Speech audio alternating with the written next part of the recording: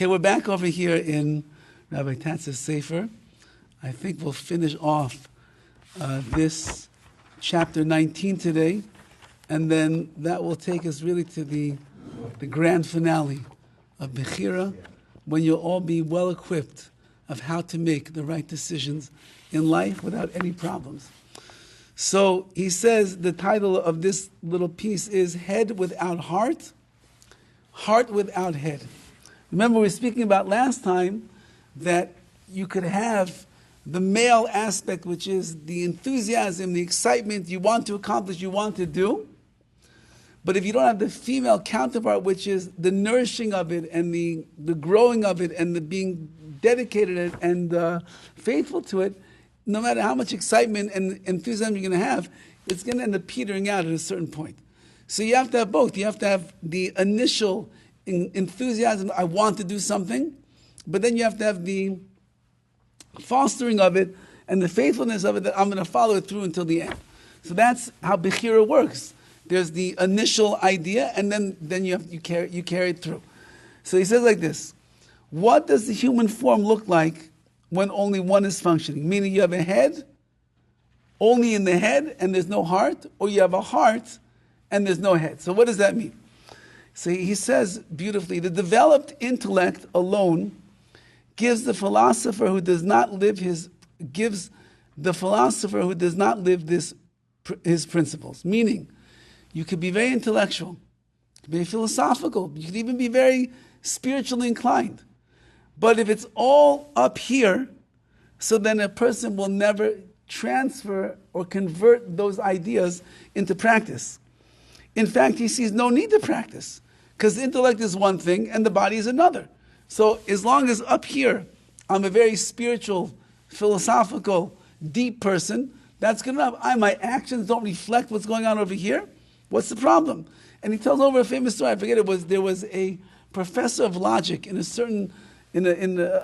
famous name professor of logic in a certain university, and he was the master of showing people how to use their logical brain to make decisions. And he got caught having an affair with one of the female students in his class. What? Yeah. So he was brought up to the board of the school, and they asked him, "Oh, great professor of logic, you're the one who's teaching all these kids how to be logical, make the right decision. How in the world could you do this?" And so he answered, "And if I would be a mathematician, would I need to be an isosceles triangle?" He said, "Just because I am the professor of logic doesn't mean that my actions have to follow suit." And that's what he's saying over here, that a person who has all of the knowledge and all the understanding in their mind, that's only will take them so far. It could even create a false sense of self that you think up here, I'm so brilliant, I'm so wise, I'm so insightful. What I do with my life, that's a separate thing. How I live, that's totally different. Did Moshe know what he was meant to be or no? Did Moshe know? It would seem that he did, but he still had to actualize that potential. Now the other thing that he says is, well, what about a person who's all heart?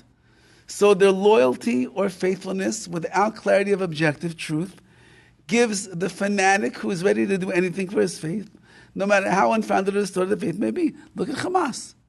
Yeah, they are fanatics. They're willing to cut people in half. They're willing to do all the heinous crimes that they did with great faithfulness and tremendous belief and passion. But you're acting in a wild manner. You're acting crazy. Where's the intellect? Where's the mind? Where's the seichel? It doesn't exist. And he says, such faith that a person has does not need to be examined at all. The person lives in this dimension of action. They do. They'll give up their life for such things. Totally loyal to his faith, no matter how confused it may be. Does it make any sense? Does it make any sense that there is a God that you claim wants you to go and be a brutal murderer and murder men, women, and children just like that for just the reason because they are a Jew? Does that make any sense? And it doesn't make any sense. You could not like a nation. Okay, But to be barbaric, and then to think that if you end up getting killed in the act, then you're going to go to the next world, and there's going to be a harem of 70 women around you, and you're going to be living it up over there. Things don't make any sense. But when you are just all heart, and you are all emotion, and you are all in to whatever principle it is that you are subscribing to, nothing gets in your way.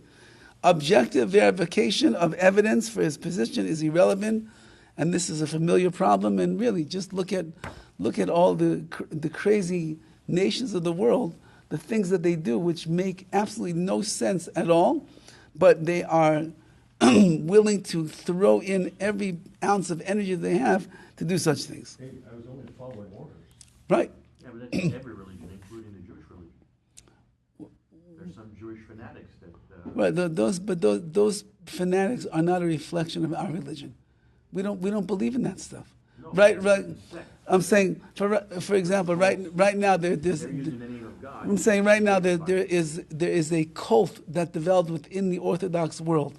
Supposedly they claim that the Orthodox called Lev Tahor. It's a terrible, terrible cult where they have, Baruch Hashem, finally been busted, and they're being brought up on charges for all of the disgusting and terrible ways that they've been living and treating people for the last number of years. That's not a reflection of the Torah. I'm not saying this, but in their mind, they think they're right in what they're doing. But that's exactly what he's saying over here. It's like unbridled passions that have nothing at all to do with logic and the like. Brainwashing for sure. Now, pure philosophy without commensurate action is hypocritical in the extreme. This is the right way to live, but then a person never lives their life like that. Action with no logical source behind it is empty fanaticism. Illogical attachment to a chaotic position, a gullible extremism, and very dangerous. So if you're living only in the head, it's not going to work. If you're living only in the heart, it's not going to work. A human being is a composite of the intellect and the emotional, spiritual world. And those two worlds have to integrate with each other in order for a person to be able to live properly. So there are two partners to the will, and neither guarantees the other.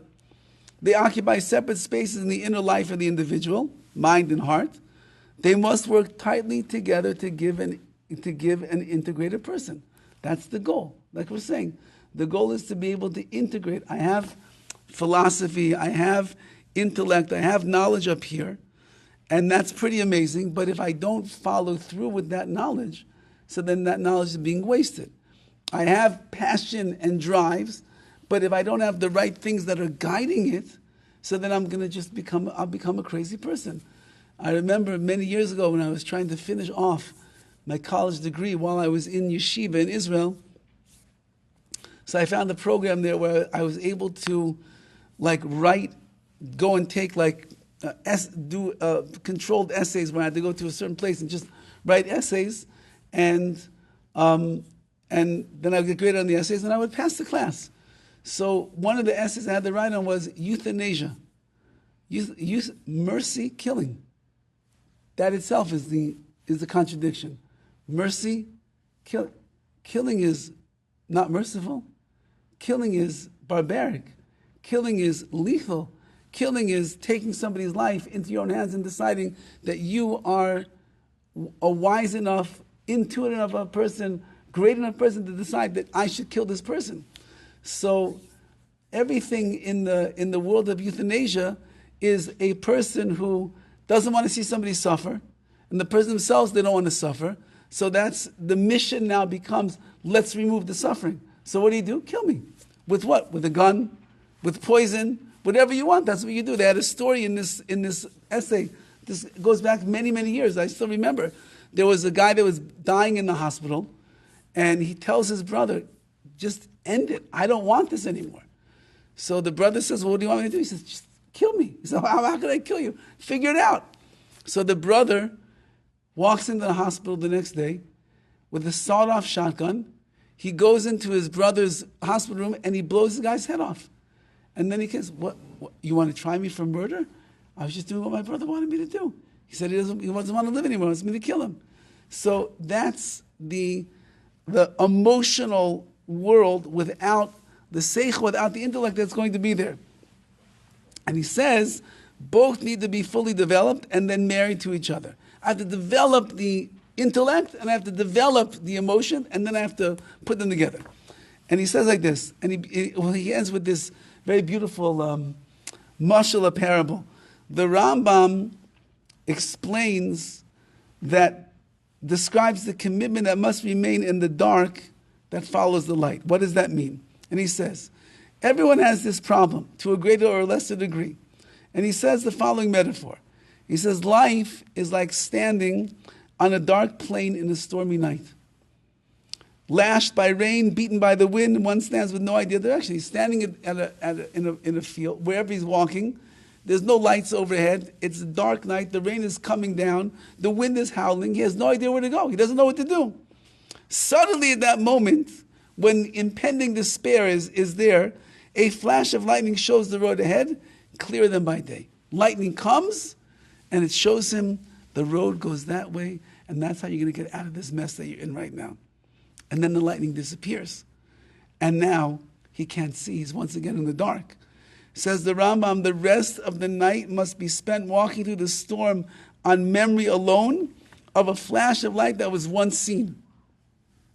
Some people see more flashes, some see less, but no one walks in the light. He's saying that the world that we are living in is that there will be sparks of vision that a person will have. And they'll know what is the right direction to go and what they should do. But in general, this world is called a world of darkness. And we are actually traversing through life in darkness.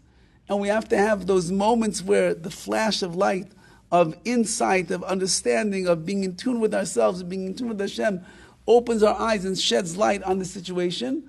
And then we're making choices in our life, the rest of our life, always on what we know to be true, even though maybe right now I can't see that blaring truth in front of me, but I know what is true, and therefore if I'm really strong with my BECHIRA, my free will, I'll end up making the right decisions. I'm being enveloped in darkness around me, things are not looking the way that I would like them to look, but I know enough to know which is the right choice to make. Says Rav Tatz, this is the quandary that everyone's going to live in all of their life in the world of BECHIRA, is that we're trying to get to a place of clarity while we're living in a world of darkness. And that is not an easy thing to do. That is something that is very difficult, but that's the challenge of our BECHIRA.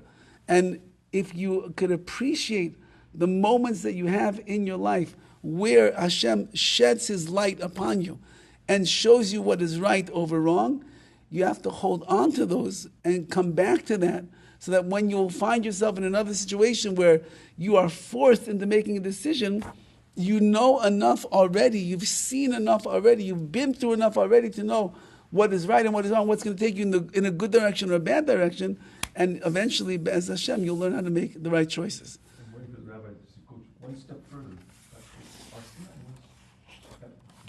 Yes. One moment like that. Yes, well, that's really what Torah does, is that it illuminates our eyes so that we should be able to see what is the truth.